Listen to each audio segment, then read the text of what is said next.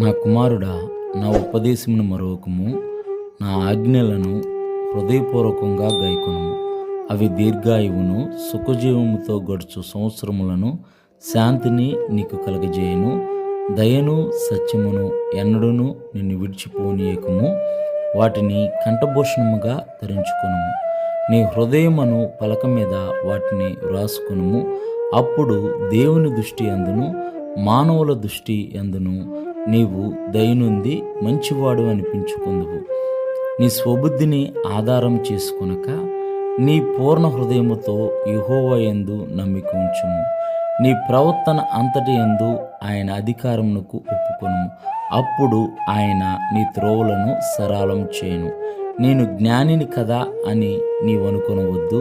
యెహోవా యందు భయభక్తులు కలిగి చెడుతనమును విడిచిపెట్టుము. అప్పుడు నీ దేహమునకు ఆరోగ్యమును